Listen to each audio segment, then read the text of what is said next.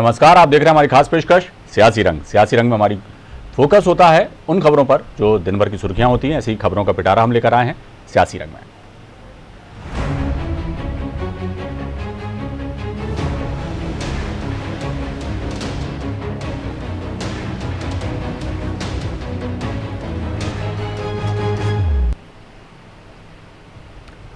सियासी रंग में सबसे पहले हम बात करेंगे गुजरात में हुए नगरीय निकाय चुनाव में, जहां आम आदमी पार्टी के बेहतरीन प्रदर्शन के बाद आज सूरत पहुंचे दिल्ली के सीएम अरविंद केजरीवाल ने कार्यकर्ताओं और नवनिर्वाचित पार्षदों को संबोधित किया।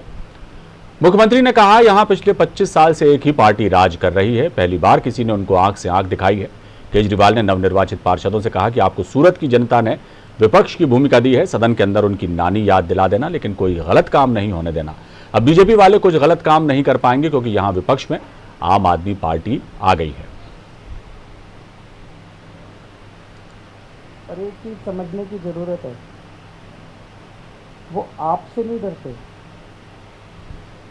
वो आम आदमी पार्टी से भी नहीं डरते, वो उन लोगों से डरते हैं जिन्होंने आपको वोट दिया। उन 16 लाख लोगों से डरते हैं वो जिन लोगों ने आपको वोट दिया है।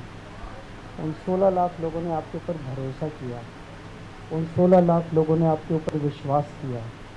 वो 16 लाख लोग वो लोग हैं जो इन पार्टियों की राजनीति से तंग आ गए थे। इस खबर पर हम सीधे चलेंगे। हमारे पॉलिटिकल एडिटर उमेश निगम हमारे साथ ऑनलाइन पर जुड़े हुए हैं। उमेश जी, जिस तरह से भले ही नगरीय निकाय चुनाव थे गुजरात में, लेकिन आम आदमी पार्टी ने जिस तरह से सेंध मारी है वहां, ये एक बड़ी उपलब्धि आम आदमी पार्टी के लिए भी कही जा सकती है और कहीं ना कहीं ये खासतौर से भारतीय जनता पार्टी के लिए संकेत भी है कि महंगाई और जो मुद्दा है कहीं ना कहीं लोगों को आंदोलित कर गया और उसका ही ये नतीजा गुजरात के नगरीय निकाय चुनाव है। और आम आदमी पार्टी अब जिस तरह से गुजरात के नगरीय निकाय चुनाव में उसने अपनी ताकत दिखाई, उत्तर प्रदेश में भी आम आदमी पार्टी जो है अपनी मजबूती दिखाने के लिए वहाँ भी कोशिशें कर रही है। क्या कहेंगे? जी हाँ, बिल्कुल अविनाश, ये सही है कि जो गुजरात में नगरीय निकाय के चुनाव में आम आदमी पार्टी को जो सूरत में सफलता हासिल हुई है, तो उसको लेकर उनके काफी हौसले बुलंद हैं और अब वो आगे भी अपने विस्तार की योजना को बना रहे हैं। इसी कड़ी में केजरीवाल गुजरात का दौरा कर रहे हैं। आपने इसके पहले भी देखा होगा कि जब पंजाब में आम आदमी पार्टी को सीटें हासिल हुई थी विधानसभा में और वहां से लोकसभा में भी, तो गुजरात में उन्होंने पूरा जोर लगाया था। हालांकि गुजरात में, माफ कीजिएगा, पंजाब में लेकिन उतनी सफलता उनको नहीं मिली सरकार बनाने में।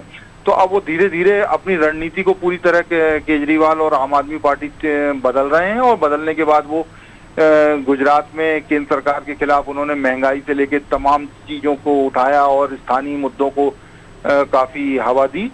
और उसके बाद उन्होंने सूरत नगर जो नगरीय निकाय है वहां पे उनके पार्षद आए और विपक्ष की भूमिका में है। तो केजरीवाल इसी तरह से अपने पार्टी का विस्तार कर रहे हैं। उत्तर प्रदेश उन्होंने पहले भी ऐलान कर दिया है कि इस बार के विधानसभा चुनाव में वो उत्तर प्रदेश में भी लड़ेंगे चुनाव।